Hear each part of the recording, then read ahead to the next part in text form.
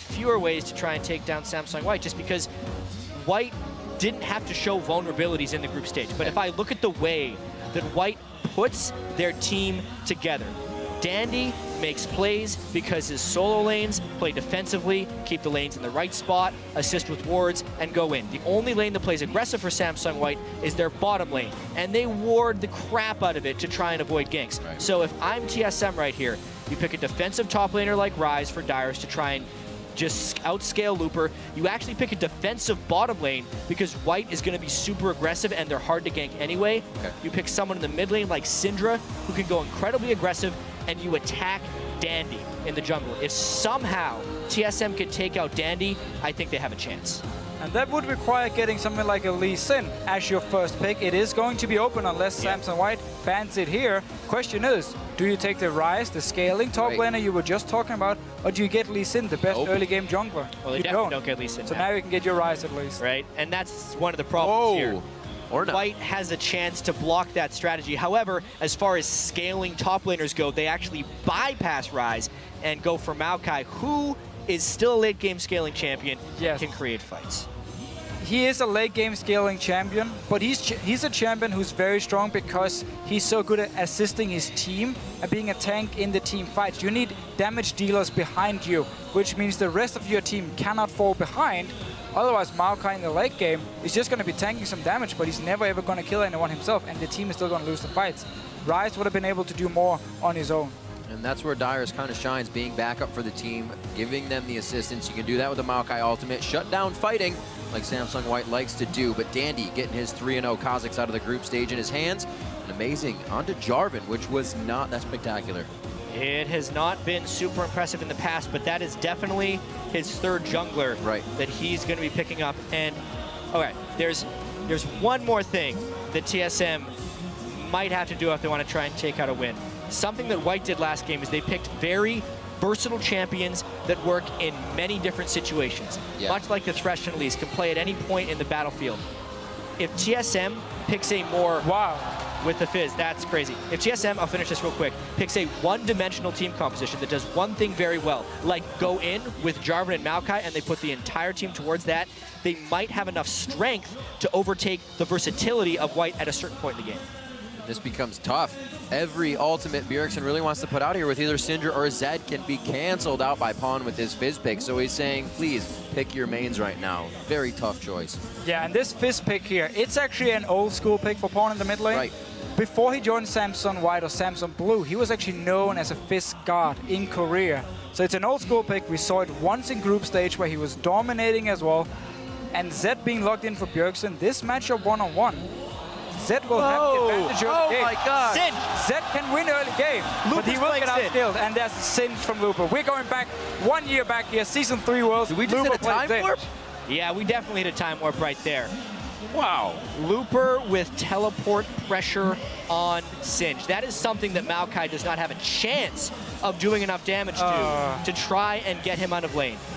And obviously, when he joined the team, Season 3 Worlds was his very first tournament for Samsung White.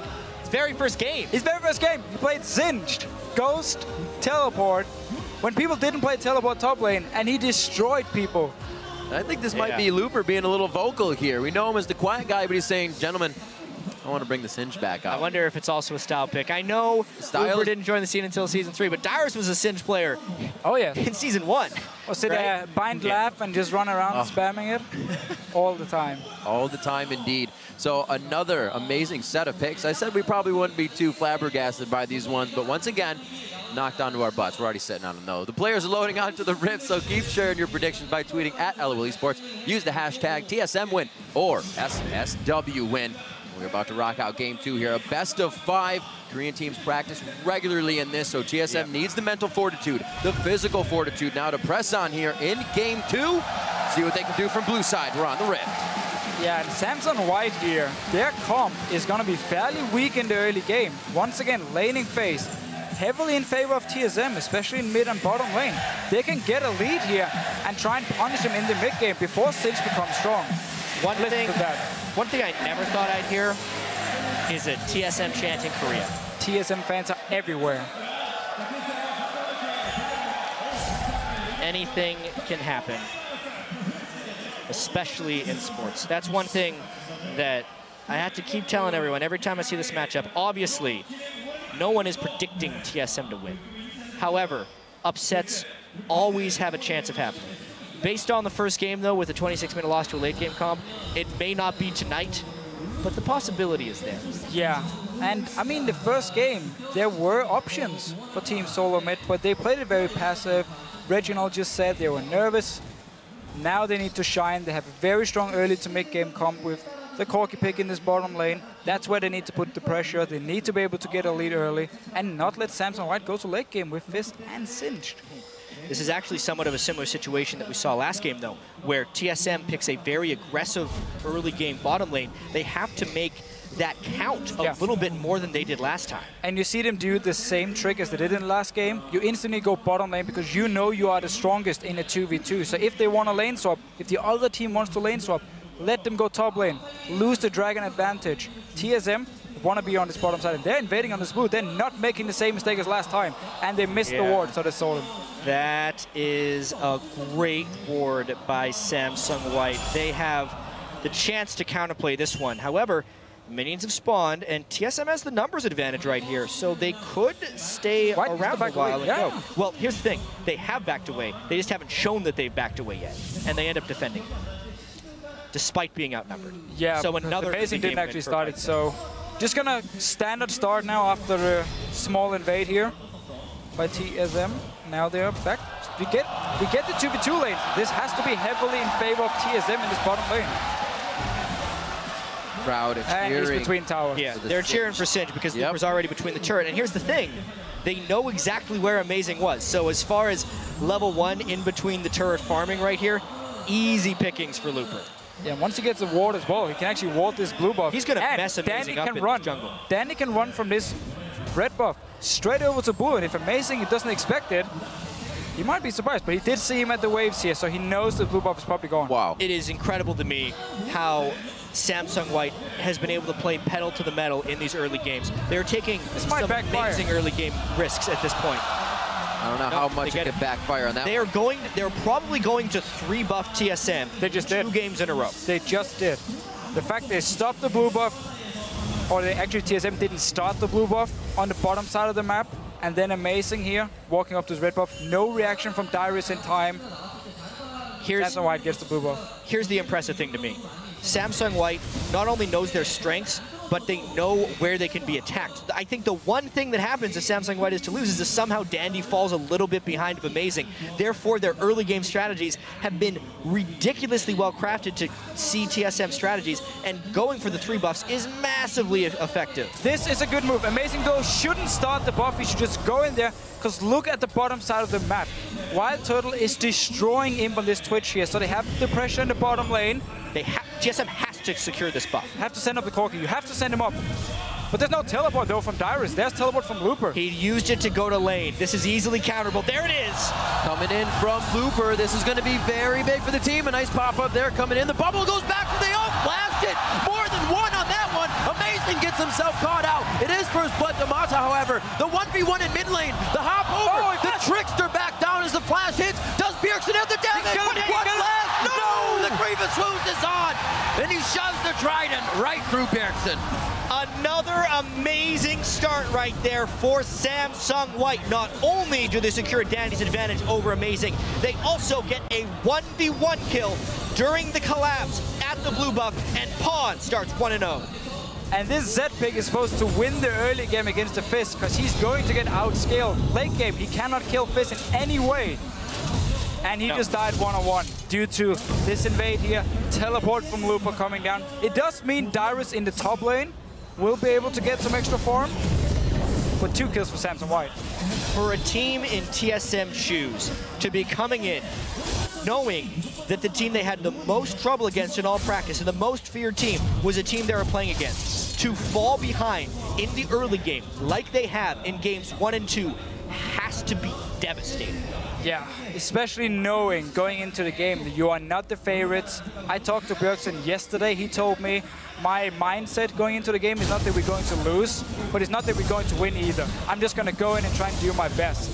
Sometimes not setting those expectations leaves you do what you want without too much of a heavy mind worrying about all those things that could go wrong. Right now, Bjergsen has done okay in that mid lane matchup. They came out of the lane quite even. Bond's been finding his kills around the map. Did last time on Jace. Bjergsen again on Zed this game. We'll see if he fares differently in the bottom lane. Not catching up so much. Corki or Wild Turtle on Corki, still having a great time. And Lustboy, he's got to remember playing against Mata previously from Blaze. Those situations did not go well for him. Many times. Even looking back at the very first time Samsung White actually bursted onto the scene, they won the OGN Champion Spring in 2013 against CJ Blaze in the final. Yep. Samsung Ozone at that time, well, MVP Ozone, they were the underdogs, but they destroyed them. 3-0, yeah. Mata looked great, always 2v2 laning Lustboy and always winning. Strong play from them this time, feeling a bit better. Lustboy on that Nami, doing what he can. Wild Turtle taking charge of the lane a little bit more. Lustboy likes to be aggressive, and now Wild Turtle's on that train this game as well. Yeah. We're coming up on 7 minutes in. The lanes are looking pretty good, except for that early game triple buff. And it's honestly just Samsung White trying to secure their edges. One thing that they've actually done in both of these games is they have somewhat sacrificed their bottom lane. Imp, even though he got the swap at the start of game 1, swapped down kind of before he was ready to have an advantage. And in this one, they just threw him in there against the Corki lane. But it's because of this. It's so Dandy can get ahead of Amazing and control the rest of the map, because that's what's important here. Yeah, and also because the Twitch pick for Samsung White, they just need him to have a play to the Rune King so he can make picks. Let's see mid lane. Shove the waters, jumping down on Bjergsen. One last hit from Dandy. He stays, and it's going to be now Amazing. Who takes the aggro? Do they want it? Another minion wave coming in. The teleport's going to have it from Dyrus, but that is going to have to be canceled. He actually takes it all the way. Looper now gets top lane to himself. White was in the perfect place when they secured that kill, not taking fire from either mid lane turret. You rarely see turret dives in that spot position, and them not to take turret hits. Plus, they burn the teleport from Dyrus, which will give Looper a teleport advantage once again. Another huge win for Samsung White. And we had level 6 as well for the Fizz pick in mid lane because of the one-on-one earlier where he managed to get out ahead, got the experience as well. Instantly, as we saw level 6, you dive. Dandy was already in position, pre-planning his move in the jungle, knowing he was stronger than Amazing as well, because there's XP advantage for everyone on Samsung White at the moment, except for the bottom lane. Well, Imp knows he's not going to be getting in too many of these fights. Keeps himself farming in the bot lane. We saw a little bit of roam from Mata just previously, which made Dandy so safe to be in that jungle and try to take down Amazing, and everything just played off of that. Backing right in vision. Another time that Wild Turtle actually does not get to fully back due to Imp's aggression in that lane. And now if Bjergsen can manage to actually get back in this lane, he might be able to make some plays on the map, but Dandy is going to be in his jungle for the remaining of this game here. So TSM, they need to invest heavily into defensive wards on the bottom side of the map. You have the scaling top laner. Let Dyrus be one-on-one.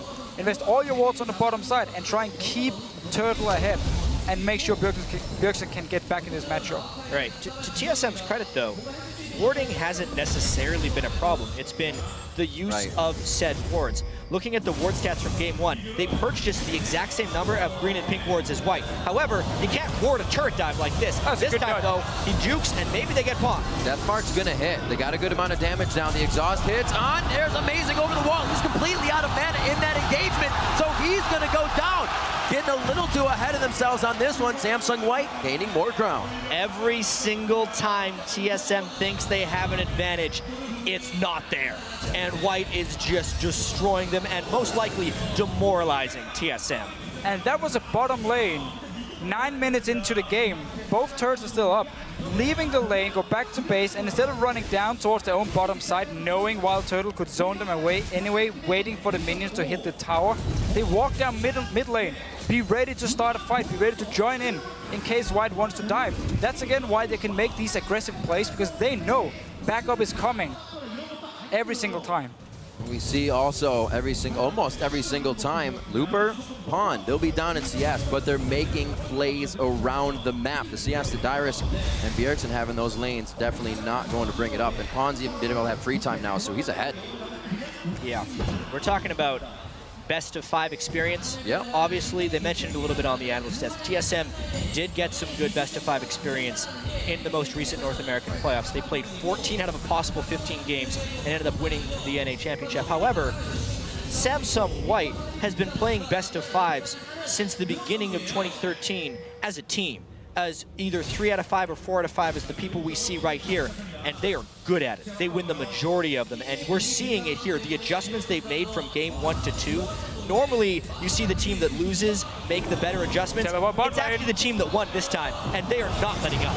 The team calling this one, putting the chess pieces in place well before they need to be. A great bubble coming out of Lustboy, regularly seen there, but is it enough to save the game? Dandy trying to dip and dodge, but he goes down. The kill coming in from Wild Turtle as he gets hit up as well, and now White could be in a bit of a pickle. That's going to be a 3v1 though. Amazing gets one. Lustboy still with Looper. He throws down the slow. He's going to get the jump out. Actually, he may just give it to somebody on this one. Pawn would be the best one. He'll dive in. No, the poison will lock down Lustboy. Yeah. 3 for 2. Teleport for Dyrus just came up right now.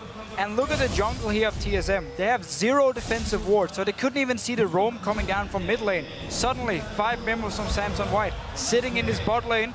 No time to react for TSM. They just have to give it up or give the kills up. Yeah, well, one of the biggest things is Bjergsen's nowhere near the strength of Pawn, so he actually can't roam on Zed. Dyrus, when he tries to farm in between turrets, gets collapsed on because White has all the control. Pulling Bjergsen into this one. He may not want to go all the way. They know Looper's going to be on the backside. Double bust for him as well. The flash going to be forced here. But Dandy can just jump over the wall. Bjergsen can only provide so much help here. They actually have a minion giving full vision of where Bjergsen was. They knew this fight was going to happen. Here comes him to help clean it up. Throwing down the spraying plates. Actually still down. And looks like Amazing gets himself stuck up inside the Baron's den. Not going well for Team Solomid. And a lot of people will point to this and say, look, Amazing's 1-5. He's having a horrible game. No, no, no, no. Samsung White is doing an amazing job of shutting him down. From minute 1, the way they invaded, the way Looper went in between the turrets to harass the blue buff, the synchronicity they've had with the rest of the team, Dandy being everywhere. Amazing doesn't have anywhere to go. He has been the sole focus of this White strategy, and it's working perfectly. It's because White isn't happy with just that small advantage. Like we said, they don't play with their food. They go back for seconds, thirds, and they make sure another advantage comes out of the first advantage. Yeah, well, they've had 5 courses of Amazing so far. Oh, let's see if they want a piece of Wild Turtle and Lustboy in his bottom lane. Could be. Turret's down. That's vision on it. Bjergsen's already late on the roam. Looper's already here. He's set up pent now in the bottom lane. Puts Wild Turtle back in the fight. No shell's going to save him. Amazing again. Trying to go deep as possible to get in. A great jump the waters to kind of just lock down the fight and spread it out for Dandy. He makes it out alive and actually draws attention of 3 TSM members, which means Pawn and Looper run free. And it's the same again, though. Samsung White is the team to always make the play, the team to always be there, multiple members before any other team can react in time. It's not just Team Solomid right here. We have seen this many, many times in the past. They make the plays. They sacrifice farm, they sacrifice their tower just to roam around the map, constantly look for fights. And if you don't have all these defensive wards to spot them, they will suddenly be there before you can even react. Right, because TSM is in a perpetual state of catching up. Samsung White is so good at taking the initiative when they're going to try and make plays. Turret dives, jungle invades, dragon forces. They're always the one doing things first. That way, when TSM tries to react, White sees it coming and they're able to plan accordingly. This game is completely out of hand. And I've never in an NA or EULTS game seen a bottom lane say, okay, we don't actually care about this lane. We're going to recall and start roaming around 9 minutes into the game. Mata and Imp has been everywhere on the map. They've been part of so many kills already. I mean, look, 3 kills for Mata and 4 assists. That guy's everywhere. You get playmaking out of everybody on Samsung White, and that's one of the hardest things to keep control of. It's definitely multitasking right now for Team Solomid, and they're trying to do what they can to even piece together some core items in the bottom lane. Kind of staving it off now. TSM knows what it's like to sit back at the base, so maybe they'll be able to defend this time. They don't have the best wave clear, but they can definitely put up some walls of defense once they get to the base. 15 minutes in, a much bigger gold lead already for Samsung White in this one, and 2 turrets in their favor. Now denying TSM turrets this game. And setting up for this dragon here, but this series and this World Championship for Samsung White it means a lot. Right. Because they have constantly kind of been like the second best or third best team in the region. They've only won OGN once. That's going all the way back to season 3. And it was with Dade. They haven't not with Dade as well, yeah. With this and home in top lane, no looper here. And then the entire season here, they've always been facing Samsung Blue or SK Telecom TK, T1K, losing in the semi-final, never managed to win OGN, or at least here in Season 4. Going in and actually winning the World Championship would finally prove they are the best team in the world. So this means a lot for them. And you can also kind of see in this team with the way they play together, the type of cohesion they've built up. It's not like these are the new guys onto the scene. They've been consistently near the top for so long, and they're definitely looking for some type of fight here. TSM, yeah, they're trying to siege with 4 people, but they can't deal with Looper. They're just in a lot of trouble. Can't deal with Looper indeed. Already getting his distortion boot so he can keep that teleport that got him on the map going and keep the plays coming from his side, whichever side he decides to be on. Yeah, and they're just so stuffed from gold at the moment. You can't even buy all the wards you need to have to be able to defend from all these aggressive plays from Samsung White, who has all the gold in the world. I know, and to continue on your point from earlier with how it's really important for White to do this, we look at a team like Cloud9, who we see as the pinnacle of North American consistency. They've been the same 5 guys in the LCS since the spring of 2013. With only a few changes, that's kind of Samsung White's story as well. They were known as Samsung Ozone, but as far as having a long period of consistent success, mind you, it wasn't first place in their region except for that one time. Yep. It was an incredible high level of play. When you do that for so long, the World Championship just becomes so much more important because they've had success in general in Korea for so long, and now to win the Worlds would mean everything. And because, obviously, going back to World Championship last year, they were expected to do well. Disappointing performance. Want to go in and show this is never going to happen again. That's why we saw in the group stages as well. There was no games where Samsung White didn't just completely roll over the enemy team. They took it 100% serious from the start and wanted to show we are here to win. Yeah, and we just kind of continue on the trends here. White hasn't lost a game. They were the only team here at Worlds to still be undefeated, and they're looking like they're making it to the semifinals. Anything can happen in these long series. This game's a little bit out of hand. Imp going into the kill. That itself being intimidating enough. He gets on the opposite side of Wild Turtle, so the Valkyrie's still in range for autos. Bing, bang, boom. Imp comes up with another one. He gets an assist for Dandy and Mata as well. And it's so important for Imp as well that he can keep picking up these kills on Twitch. He can keep playing it. Luba wants a piece of lost. They are not afraid to keep going. They start to close the clamp down. Even Pawn for the backside here. Amazing and Bjergsen trying to stay safe, but I don't know how much safety they're going to have under that turret in just a few seconds. Gyrish with the team as well, and right past everything. Looper says, I almost got him. He doesn't care about anything right now. With his ultimate running, Rod of Ages, Ninja Tabi, and a Giant's Belt, he is just full singed right now, going anywhere he wants. And TSM has no answers. The participation from everybody right now. 3 to 2 kills across the board with assists in the pocket as well. White has been doing this as a team. It's like the laning phase is just the prep, the appetizer for them to really dive into the entire game. And at this point, as a team, when you're this far behind in a best out of 5, what you do is basically you ignore the game you're currently playing and you start discussing, okay, next game, what are we going to do? What went wrong in this game? What can we change? What's our pick and ban phase going to be? And you don't even care about dying anymore in this game. You just keep focusing on next game. Yeah. And honestly, TSM doesn't have to look very far into the game to see what went wrong. Right. It's the very start of the game. They have not been able to get a red buff and a blue buff for Amazing at the start in either of these games. And they are immediately having to play from behind. That's step 1. Yep. They need to get there. And again, it's passive play from TSM. Let's just see what happens here. Imp is spotted by Pink Ward. They want to hit Amazing a few times. But once again, it's also Team Solomid being passive. At the level 1, you saw Samsung White give up the blue buff, saying, okay, you're 5 members right here. Lupa's already in top lane. We're going to give you this blue buff here and just try and trade buffs. Because they actually walked away from it. Yeah. And TSM just said, well, we're going to walk away as well. Because we don't actually... We don't want to try and take the chance of starting it.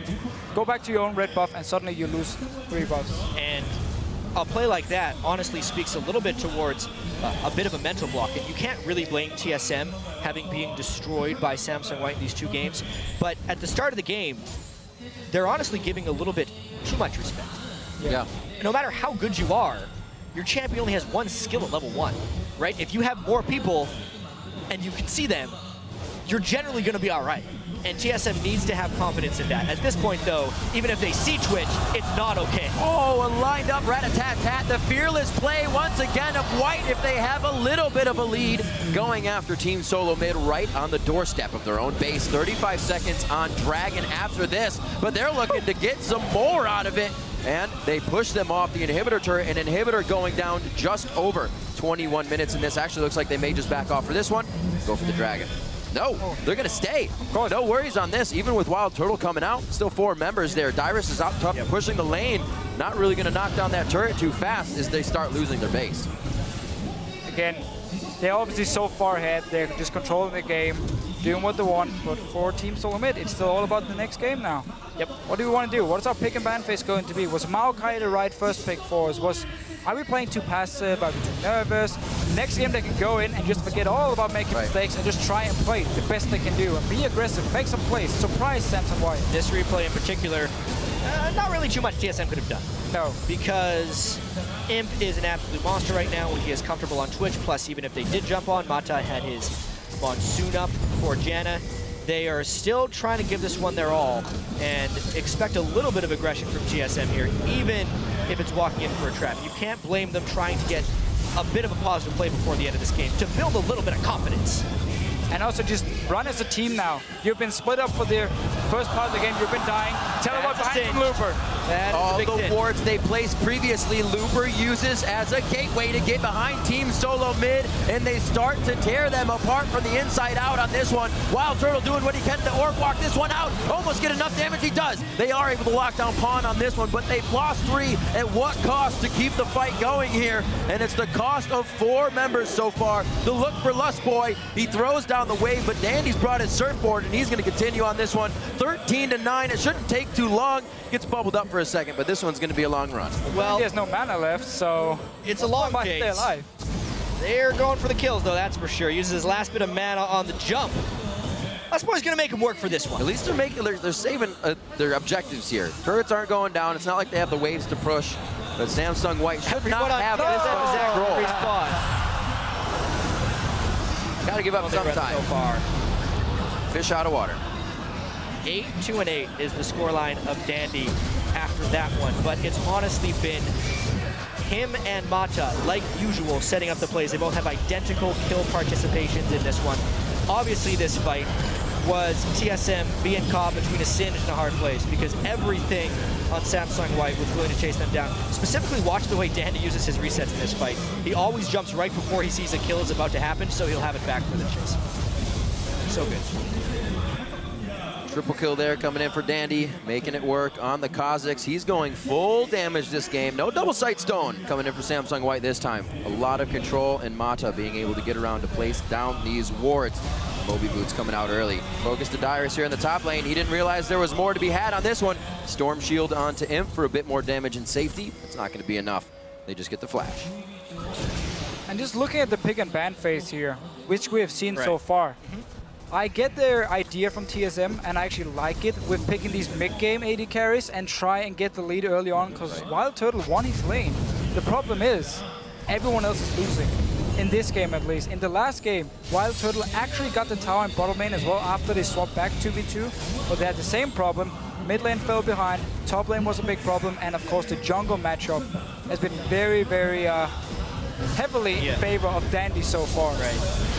TSM caught out once again. This game is not going to last much longer. They do get a kill, though. Get a pop down on him. That's big damage in the beginning. Mata's forced out of this one as well after using everything on himself. This is a kid for Wild Turtle, but he flashes into the fight. He does get the auto attack down necessary. It's a bit of a shutdown, so gold there, but I don't know if that gold right now is going to help. Dyrus doing what he can between Looper and Pawn. That's going to be a quick kill coming up for Pawn as well. Another 4 down. Lust Boy makes it out this time.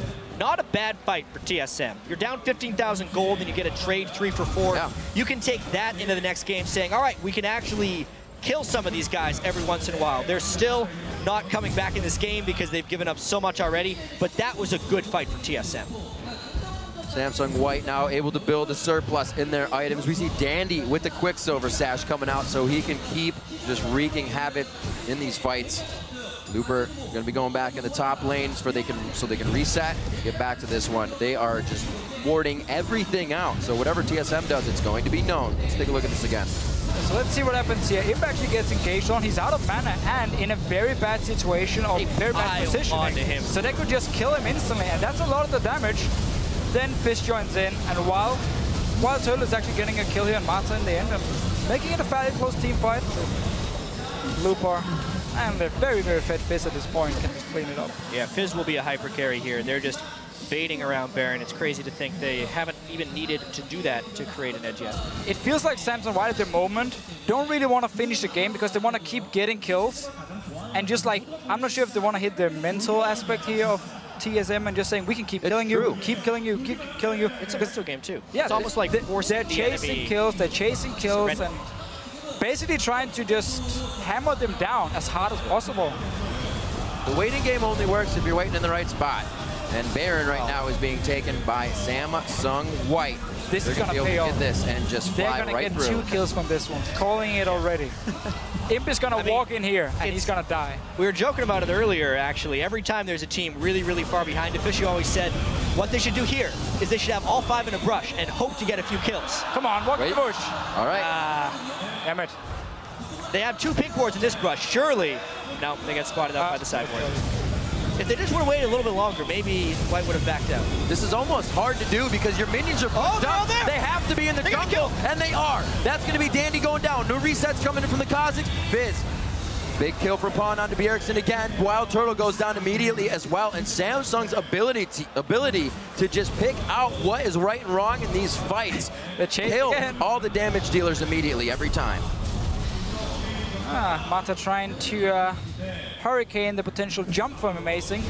But Amazing wins out here in the mind games. He's like, I'm not going to do anything, man. I'm just going to run. Burned to Janna all for nothing.